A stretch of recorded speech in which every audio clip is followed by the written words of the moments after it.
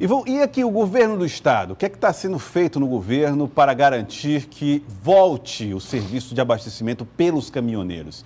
Vamos falar com Marcelo Fontinelli, que está ao vivo, ao lado da vice-governadora Margarete Coelho, para trazer informações para nós a respeito do estado do Piauí. Marcelo Fontinelli, boa tarde mais uma vez.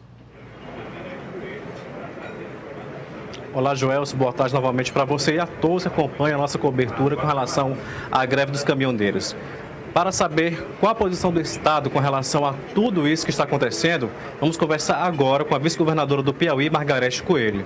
Boa tarde, vice-governadora. Como é que o Estado vê essa situação? Olha, com muita preocupação, com muita cautela também, mas se precavendo, tomando aquelas providências necessárias, a fim de que os impactos desta greve sejam mitigados, sejam de uma certa forma diminuídos na medida do possível, na medida das ações que o Estado possa levar a efeito. Então, nós estamos com um comitê gestor da crise instalado, esse comitê está funcionando em regime de plantão, nós estamos avaliando cada um dos setores de hora em hora, examinando como estão os impactos, por exemplo, na saúde, na educação, na segurança e naquilo que o Estado pode contribuir, a fim de que a população sofra o mínimo possível com toda esta greve. Na sexta-feira ainda à noite, conversamos com o governador Wellington Dias, porque o presidente Michel Temer havia anunciado em rede nacional que havia ligado, telefonado para os governadores, pedindo que eles reduzissem o valor do ICMS para o combustível. Hoje, segunda-feira, isso já aconteceu, porque até sexta-feira o governador disse que não recebeu nenhuma ligação do presidente. Pois é, eu também não tenho conhecimento de uma ligação pessoal do presidente para o governador Wellington Dias. Eu sei de uma reunião que houve entre os governadores que fazem parte da Sudene, para haver um posicionamento coletivo de todos os governadores. Essa carta deve estar sendo publicada por agora, mas os governadores, eles não se sentem, vamos dizer, na solução do problema, né? Acontece que a crise toda é gerada pela forma de precificação dos combustíveis, que a União autorizou que a União autorizou a Petrobras a fazer, a forma de precificar o combustível, e o ICMS é o mais importante imposto que os estados têm para fazer face a todas as despesas. E de uma certa forma, os estados já são muito sacrificados na distribuição do bolo tributário. Então, seria mais um peso, né, sobre os ombros dos estados, que já estão bastante combalidos com todo o problema financeiro que nós passamos hoje no Brasil. Mas há um posicionamento, esse é um posicionamento dos governadores do Nordeste e Minas, que são aqueles que fazem parte da Sudene. Nós temos uma pergunta do estúdio, pois não, Joelson? Bom, Marcelo, diz respeito a essa questão do ICMS. A vice-governadora está dizendo que os estados já são sacrificados e tal. Mas não é hora de o estado também fazer esse sacrifício diante do tamanho dessa crise? Não seria, e aliás, o ICMS do estado do Piauí é o segundo maior do Brasil sobre combustíveis. Como é que o estado poderia também dividir com o piauiense um pedaço dessa crise, do prejuízo que essa crise está trazendo para o piauiense? Um pedaço dessa crise, do prejuízo que essa crise está trazendo para o piauiense. Olha, a crise toda, ela não diz respeito apenas ao ICMS. Muito pelo contrário, o ICMS é apenas uma das parcelas que compõe o preço dos combustíveis, né? E mais, o que os estados também alegam é que toda essa política que é feita pela União, por exemplo, no que diz respeito à precificação, é de que nas oscilações de preço para mais, elas são sempre repassadas ao consumidor.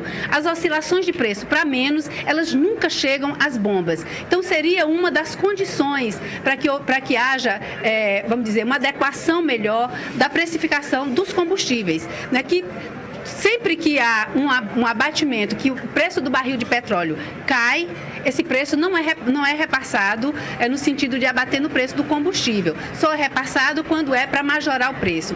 Mas isso tudo está em debate, isso tudo está posto à mesa, né? Os governadores do Nordeste têm tomado posições coletivas a respeito, né, dessa situação toda em que o Brasil está vivendo. Então, há um fórum instalado entre os governadores que fazem parte da Sudene e as decisões estão sendo coletivas.